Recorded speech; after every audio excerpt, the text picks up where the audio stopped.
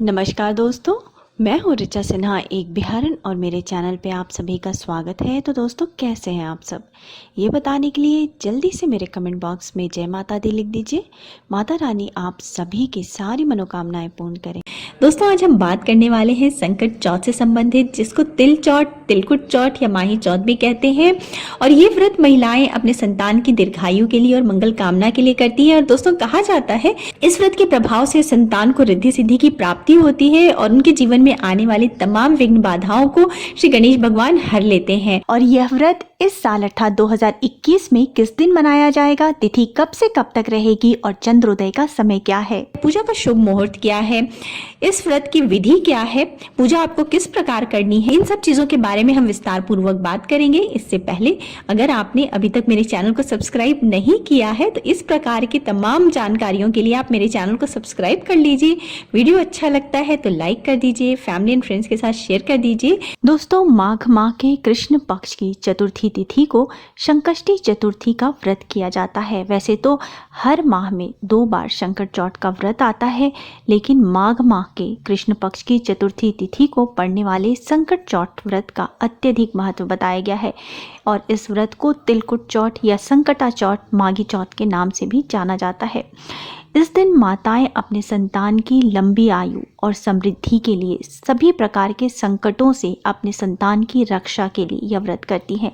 कहा जाता है कि इस व्रत को रखने से भगवान श्री गणेश आपके संतान के सभी कष्टों को हर लेते हैं। दोस्तों, अब संकट चौथ व्रत के नियम और पूजा की विधि जान लेते हैं। संकट चौथ का व्रत निर्जला ही किया जाता है। तो जैसे कि मैंने पहले ही बताया है आपको कि इस दिन विद्या बुद्धि के भगवान विघ्नहर्ता श्री गणेश भगवान की पूजा की जाती है। सारा दिन निर्जला व्रत रखा जाता है और शाम को श्री चंद्रमा भगवान के दर्शन करने के बाद, चंद्रमा को अर्घ देने के बाद ही प्रसाद के साथ अन्न ग्रहण किया जाता है। तो दोस्तों, इस दिन भालचंद्र गणेश भगवान की पूजा की जाती है। प्रातः काल आप उठ करके नित्य कर्म से निवृत्त होइए, शुद्ध कपड़े पहनिए और भगवान के सामने जा करके हाथों में अक्षत जल पुष्प लेकर के संकल्प लीजिए और भगवान के सामने संकल्प लीजिए कि हे भगवान, आज मैं संकट चौथ का व्रत करने जा रही हूँ। इस मनोकामना से, जो भी आपकी मनोकामना हो और अपने संतान की मंगल कामना के लिए मैं ये व्रत करने जा रही हूँ। हे भगवान, मेरे व्रत को स्वीकार कीजिए, मेरा व्रत पूजा सफल हो, आशीर्वाद दीजिए, और अगर जाने अनजाने कोई गलती हो तो उसके लिए क्षमा कीजिए। इस प्रकार आप भगवान से प्रार्थना कीजिए। और भगवान के मंत्र का भी आप जप कर सकते हैं। 108 बार एक माला आप जप कर सकते हैं, जैसे कि आप ओम गणेशाय नमः या फिर ओम गम गणपते नमः मंत्र का जप कर सकते हैं। और अगर आपको याद है तो आप इस मंत्र का जप कर सकते हैं। मैं आपको बता देती हूँ। गजानन भूत गणादि सेवितम कपित जम्बू फलचारु भक्षणम उमासुतम शोक विनाशकारकम नमामि विघ्नेश्वर पाद पंकजम। इस मंत्र का आप जप करिए और भगवान के चरणों में पुष्प अर्पित कीजिए और सारा दिन मन ही मन भगवान का नाम लेते रहिए, गणेश भगवान के मंत्र का जप करते रहिए। और सूर्यास्त के बाद स्नान करके स्वच्छ वस्त्र पहन लें। अब विधि पूर्वक अपने घरेलू परंपरा के अनुसार, हर जगह की परंपरा थोड़ी थोड़ी सी अलग होती है, तो अपने घरेलू परंपरा के अनुसार श्री गणेश भगवान की पूजा करें। एक कलश में जल भर के रख लें, धूप दीप अर्पित करें, भगवान को नैवेद्य अर्पित करें, फूल चढ़ाएं। इस दिन तिल या गुड़ से बने हुए लड्डू, ईख और शकरकंद, अमरूद, गुड़, ऋतुफल जो भी आपको उपलब्ध हो, घी, इन सब चीजों को भगवान को नैवेद्य के रूप में अर्पित करें। यह नैवेद्य रात्रि भर बांस के एक बने हुए डलिया में ढक करके रख दिया जाता है। और पुत्रवती स्त्रियां पुत्र के सुख समृद्धि के लिए इस व्रत को रखती हैं, जैसा कि आपको पता है। तो दूसरे दिन इस ढके हुए नैवेद्य को पुत्र ही खोलते हैं और अपने भाई बंधुओं में बांटते हैं, प्रसाद वितरण करते हैं। ऐसी मान्यता है कि इससे भाई बंधुओं की आपसी प्रेम भावना में वृद्धि होती है, बढ़ोतरी होती है। अलग अलग राज्यों में थोड़े थोड़े से नियम अलग हैं, अलग अलग प्रकार से इस व्रत को मनाया जाता है। तिल और गुड़ के लड्डू बनाए जाते हैं। ये प्रसाद अगर आप घर में बनाएं तो उत्तम होता है। तिल के लड्डू बनाने के लिए तिल को भून करके और गुड़ की चाशनी में मिला करके और उनके छोटे छोटे लड्डू बना लें। और फिर तिलकुट का पहाड़ बनाया जाता है। कहीं कहीं पर तिलकुट का बकरा भी बनाया जाता है। इस बकरा को बनाने के लिए तिल में जब आप लड्डू बनाते हैं तो उसको छोटा सा बकरा का आकार दे देते हैं, उसमें आंखें नाक बना देते हैं, तो इस तरीके से वो बकरा बनाया जाता है। तत्पश्चात गणेश पूजा करके और तिलकुट के बकरे की गर्दन को घर का कोई बच्चा काट देता है। दोस्तों यहाँ मैं एक बात आपको विशेष रूप से बताना चाहती हूँ, श्री गणेश भगवान की पूजा करते वक्त कुछ बातों का विशेष ध्यान रखना चाहिए। गणेश जी की पूजा करते समय आपका मुख उत्तर या पूर्व दिशा की ओर होना चाहिए। गणेश जी की पीठ के दर्शन भूलकर भी ना करें।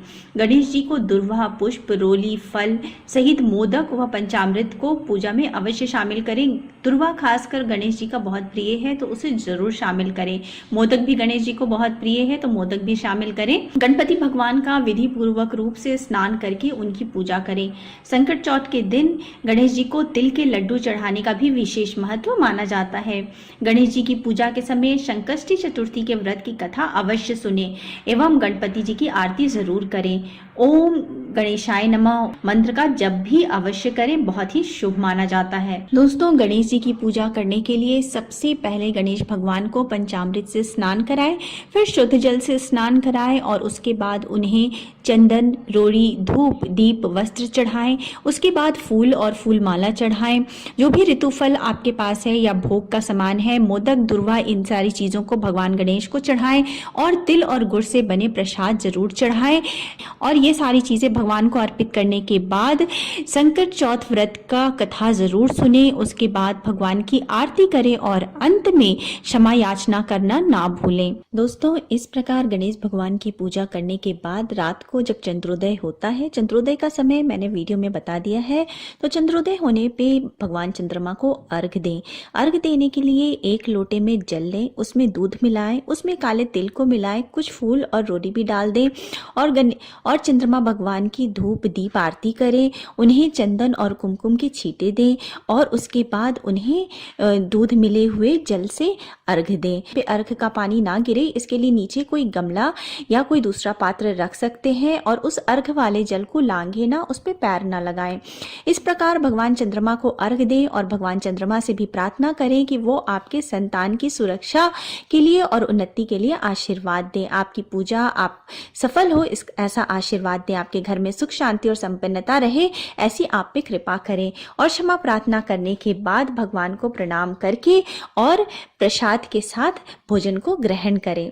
और इस साल अर्थात 2021 में यह व्रत किया जाएगा 31 जनवरी रविवार के दिन। 31 जनवरी रविवार के दिन चतुर्थी तिथि प्रारंभ हो जाएगी रात के 8:24 से और ये रहेगी 1 फरवरी के शाम के 6:24 तक।